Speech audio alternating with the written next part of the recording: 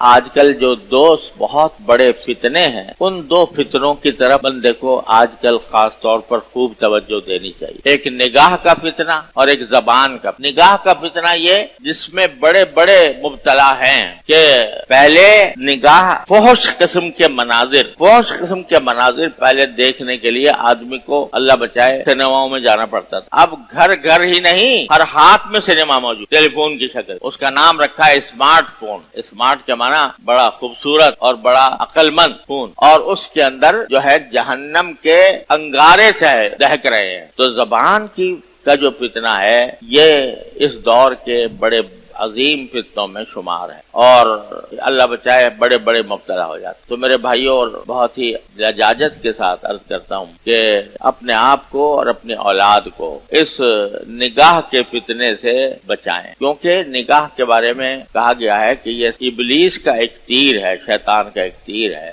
اور اس کے غلط استعمال کے نتیجے میں بندہ اللہ تعالیٰ سے دور ہوتا چلا جاتا. جتنا غلط استعمال کرے گا اتنا ہی دور. دوسرا ایک بہت بڑا فتنہ ہمارے دور کا وہ ہے زبان کا. زبان اللہ تبارک و تعالی نے ایسی چیز عطا فرمائی ہے کہ اگر ہم چاہیں تو اس کے ذریعے جنت کے خزانے اپنے نامہ اعمال میں ڈال سکتے. زبان سے اللہ کا ذکر کر لیا, سبحان اللہ ایک مرتبہ کہہ لیا, ایک مرتبہ سبحان اللہ کہنے سے بھی نامہ اعمال کا پلہ بھر جاتا ہر اللہ کے ذکر کے ساتھ. تو اللہ نے یہ نعمت اس لیے دی ہے کہ ایک سیدھی سچی بات ہم دوسرے تک پہنچا دیں, اپنا معافی ضمیر دوسرے پر واضح. جن کو یہ نعمت میسر نہیں ہے ان سے دیکھو ان کے اوپر کتنی بے چینی ہو, لیکن اللہ نے ہمیں یہ نعمت دے دی. اس کو غلط استعمال اس کا کیا ہے کہ جھوٹ بولنا, خلاف واقعہ بات کہنا, یا غیبت کرنا, یا بہتان لگانا, الزام لگانا کسی کے اوپر بغیر کا. اور جھوٹ کی ایک شکل یہ بھی ہے, جھوٹ کی ایک شکل رسول کریم سرور عالم صلی اللہ علیہ وسلم نے ارشاد فرمائی کہ کفا بالمرء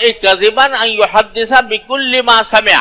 انسان کے جھوٹ کے لیے یہ بات کافی ہے کہ وہ جو بات بھی اس کے کان میں پڑ جائے اس کو آگے چلتا کر دے بغیر تحقیق کیے. یہ بھی جھوٹ, یہ بھی گناہ ہے. افواہیں پھیلائی جاتی ہیں, ان افواہوں کو بغیر تحقیق کے آگے بڑھا دینا یہ بھی گناہ ہے, گناہ عظیم ہے. اللہ تعالیٰ ہماری حفاظت.